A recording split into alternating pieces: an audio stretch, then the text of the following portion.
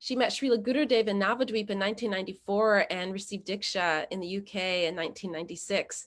And I feel especially close to her because she was the first one to give me a japa mala and teach me how to chant Harinam.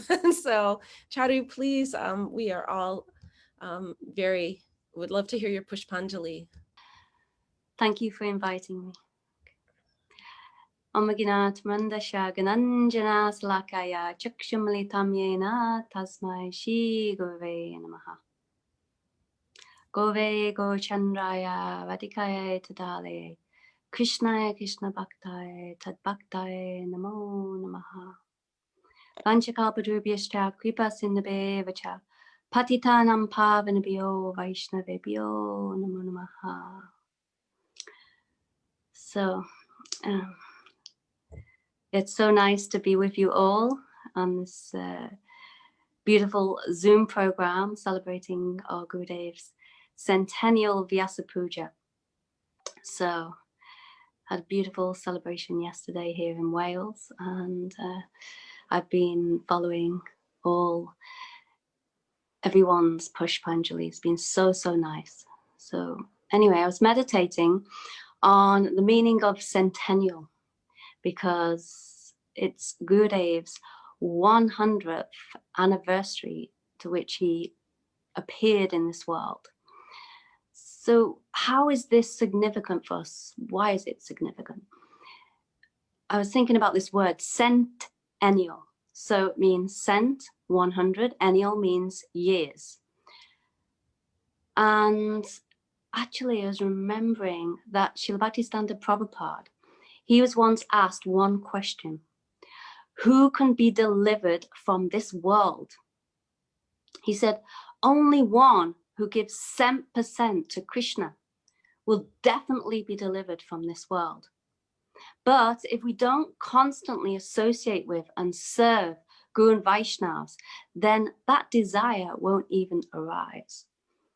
He said, Krishna is perfect and complete, and he only wants that which is perfect and complete. That is complete surrender and complete love.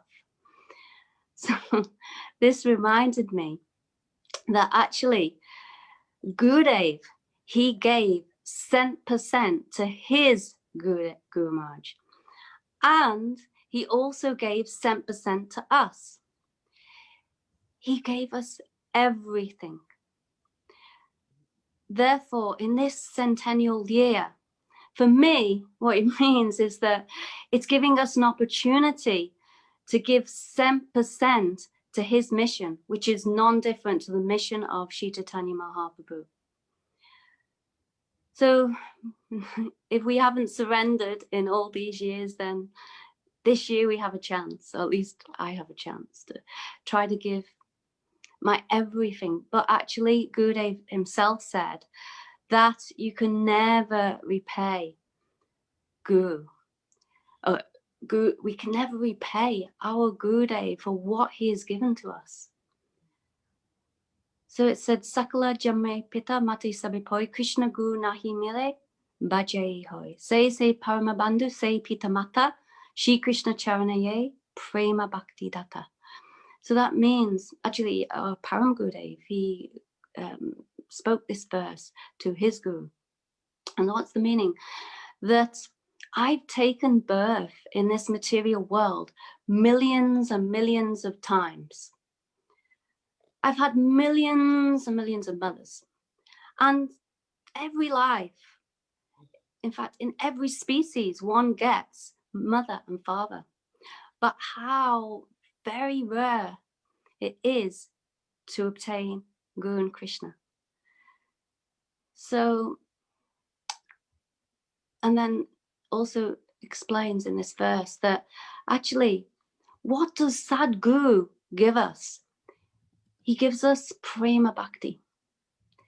One who is a recipient of his mercy, he can give that topmost gift of Prema Bhakti. Therefore, the Guru, he is the topmost mother, father, and friend of everyone. So when I first joined ISKCON, it was in 1991, I understood the goal of life was Krishna Prem.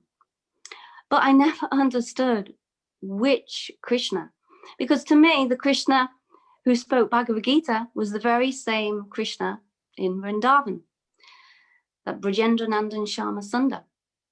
So I didn't have any clear idea of what the specific goal of life is until Gurudev came. And hearing his Hari Katha, it became so clear, crystal clear, that actually it's Srimati Radhika that is Krishna's Prema Guru. That she has completely controlled Krishna by her love. So in fact, who is our Ishtadev? It's Srimati Radhika, Radha Krishna.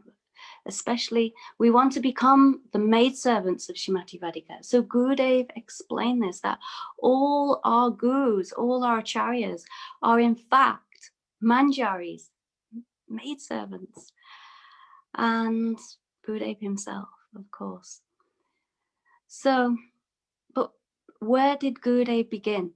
Everywhere he traveled, all over the world, he always started his classes with Guru Tattva.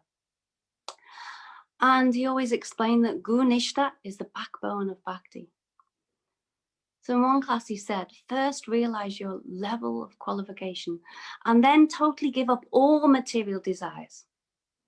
Not 100%, but 200%. And even then he said, actually 99% is not even sufficient. And who should we give up all our desires to? We should only dedicate our whole life, everything to Guru. For Guru Nishta is the backbone of bhakti. So I was remembering that Gurudev himself, he showed the perfect example of this Guru Nishta in his own life. How he said that I was born in Bihar. And at that time, Srila Bhaktisiddhanta Saraswati Thakur was present. Srila Bhaktivinoda Thakur, he was in Mayapur then, but they didn't save me. It was Gurudev who took me from my worldly position, and he dragged me by the Sika to Navadvip, and he imbued in my heart Krishna Tattva.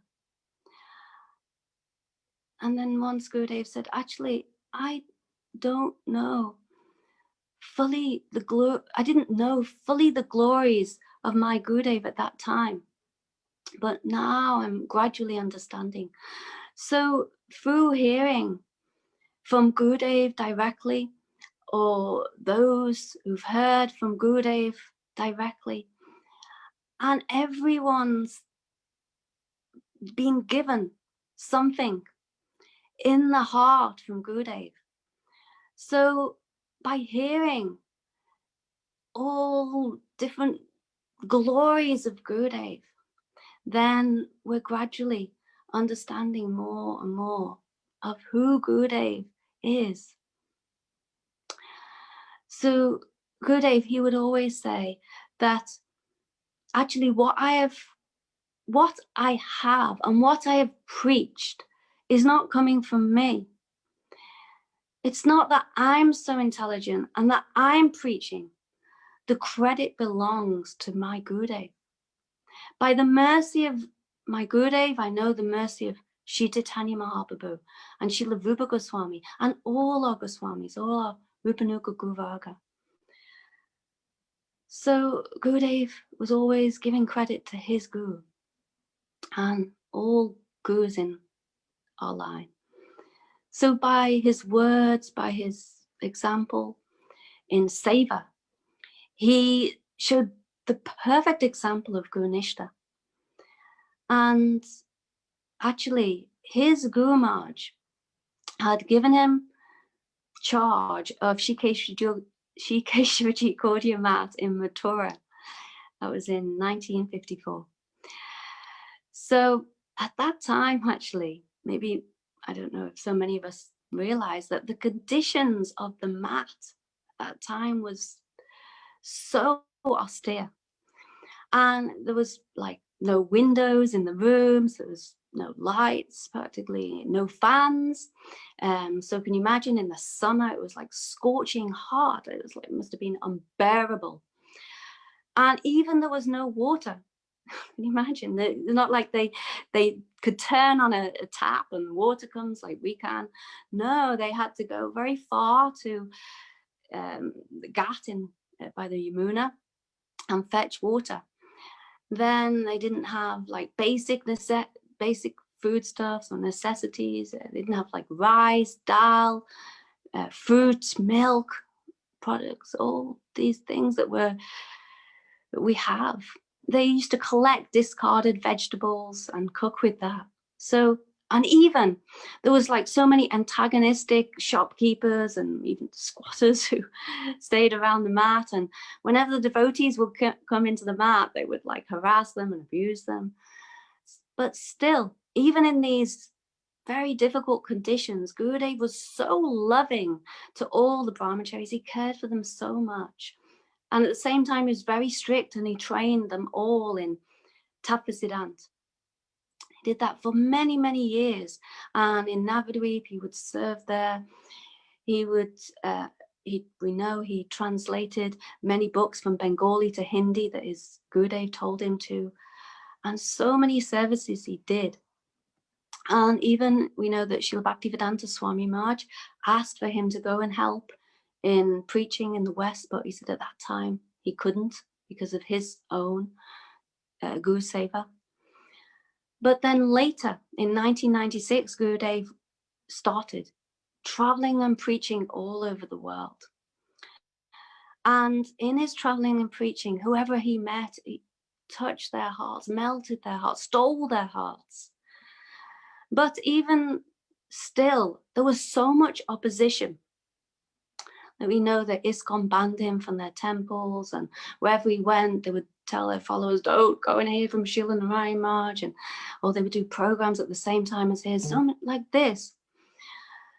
But still, throughout all these obstacles, Gurudev continued his service no matter what. In 2003, or was it 4, I can't remember, Gurudev godbrothers, they expelled him from Gaudiya Vedanta Samiti. He'd been serving, I think, for like 55 years or so. But even though he was expelled after all that he'd given and served all those years, still he wasn't disturbed, he wasn't perturbed in any way. And then he went on to arrange this huge temple in Navadvip, Shikeshji Gaudiya Math, and invited like the whole world. So many of us were able to follow the Shri Navadvip Dham Parikrama from there. So Gurudev, he always showed this Gurunishta, and he spoke, he told us that how we can think of Gurudev, how he thought of his Gurudev was that, oh, Gurudev is my Atma. That means my very life and soul.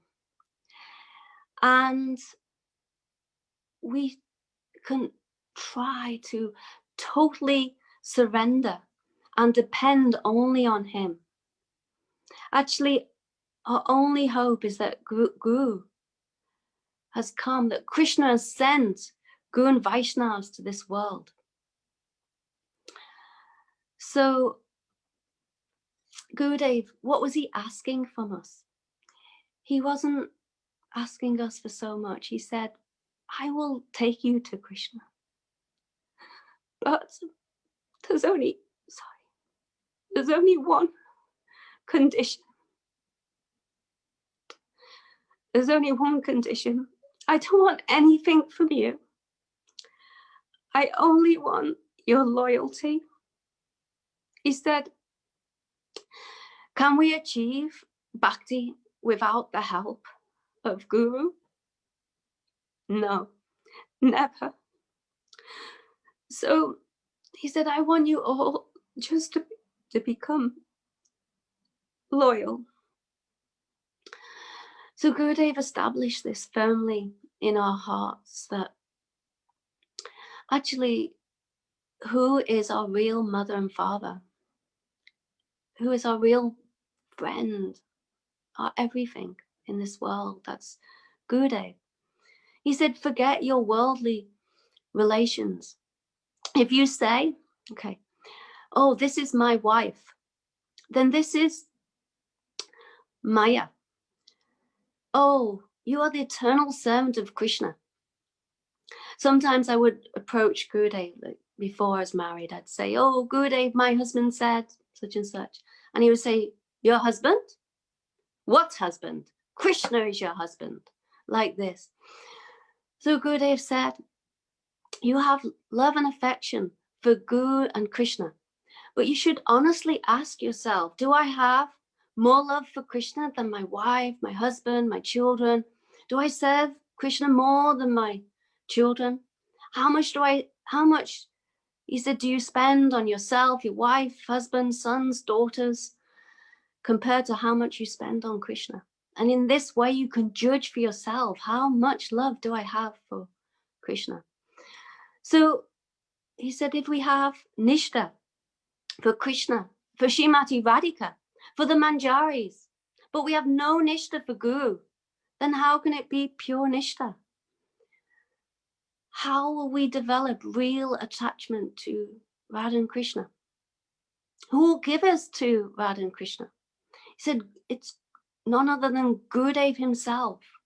He will take away all your sinful reactions and offer you at the lotus feet of Shri Radha and Krishna.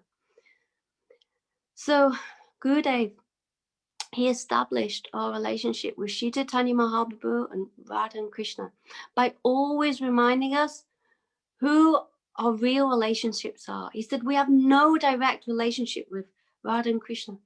Our relationship with Krishna is like this. Our Swamini is Srimati Radhika. And actually, I only belong to her. And who is her beloved? Her beloved is Shri Krishna. So that is our relationship with Krishna. One time, we were traveling with Gurudev in England, first year, 1996, and went to Budara Prabhu's place. And I never forget, Gurudev came back from his morning walk, and he was in a very grave mood. And he said, actually, who is Krishna to you? And he said, oh, Krishna, he's the beloved of Srimati Radhika. And who is Nanda and Yashoda to you? Nanda and Yashoda, we know, are the mother and father of Krishna, but actually they accept Srimati Radhika as their very own daughter. So she sees them as her mother and father. So we also see Nanda and Yashoda as our mother and father. And like this, he explained our relationship with who is Lalita, he said, who is Vishaka, who is Rupa Manjari,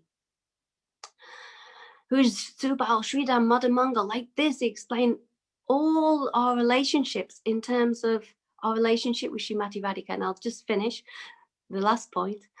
So Gurudev said, people think that, oh, we should offer Gurudev very tasty foods. Yes, let's offer him flowers and garlands and money and so many things. But Gurudev said that actually, can Guru be happy by all this?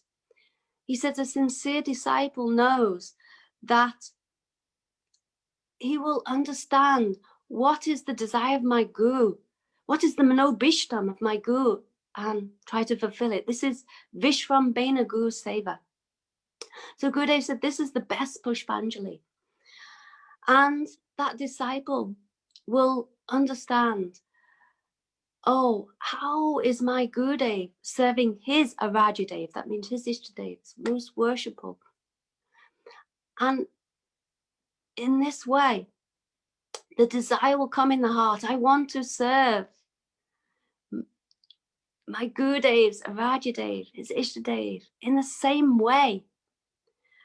And how will this come? Gurudev said it will only come by one's practice, sadhan bhajan.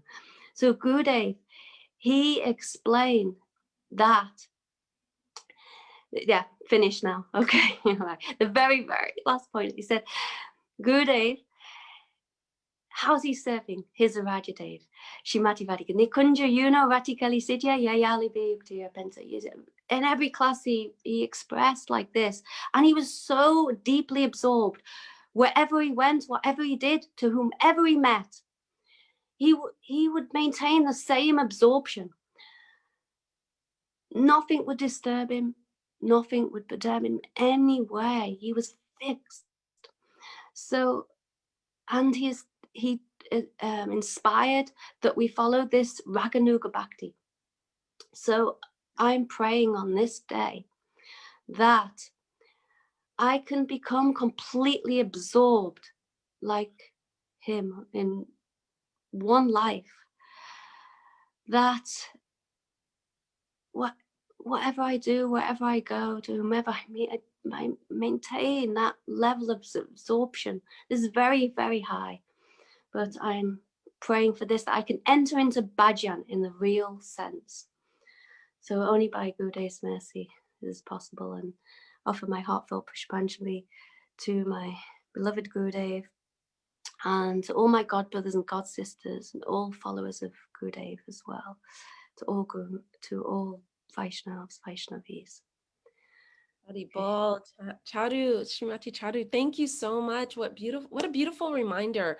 One, about even what you were saying about which Krishna, and then the proper conceptions of the essentials of what Srila Gurudev is teaching about Radha Dasyam, actually, that we want to follow in the footsteps, and adasana, dasana, dasana. So beautiful, beautiful offering.